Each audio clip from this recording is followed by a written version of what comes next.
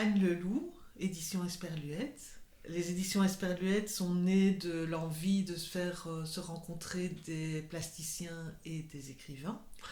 L'esperluette, c'est le signe typographique du et, donc c'est l'idée de faire ce lien entre texte et image, quel que soit le livre, quel que soit le propos.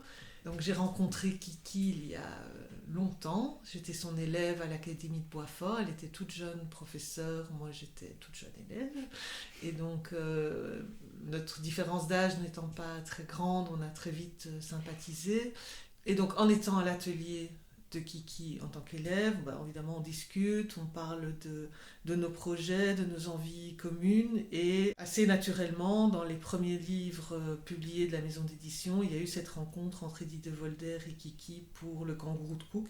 Et puis on a continué, bah, elle a donné cours, moi j'ai continué à faire de l'édition et donc on s'est recroisés à de multiples reprises pour des projets collectifs mais aussi pour le plaisir de se voir et plein d'autres occasions.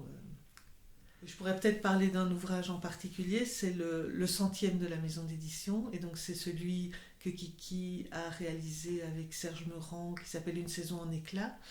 Et donc cet ouvrage-là est un peu particulier parce que c'est assez rare dans les livres qu'on a faits.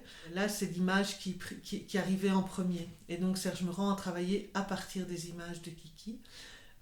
Peu d'auteurs ont cette capacité, je dirais, à associer leur texte à des images. C'est plus vrai dans l'autre sens, je ne sais pas très bien pourquoi, mais en tout cas, ce livre-là était le centième de la maison d'édition.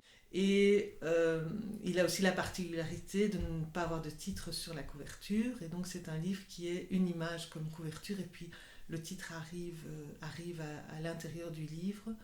Et donc voilà, c'est un livre qui s'apparente peut-être un petit peu plus au livre d'artiste que ce qu'on fait d'habitude, mais toujours avec cette même volonté d'être accessible en termes de prix, d'être diffusé largement, de ne pas dénoter dans le catalogue de la maison d'édition. Quand je pense à Kiki, c'est ma meilleure amie. Quand je pense à Kiki, c'est aussi la rigueur de son travail, c'est la joie de ce travail aussi, le plaisir que l'on a à pouvoir y être intégré en tant que spectateur. Je trouve que ça, c'est une grande force de son travail.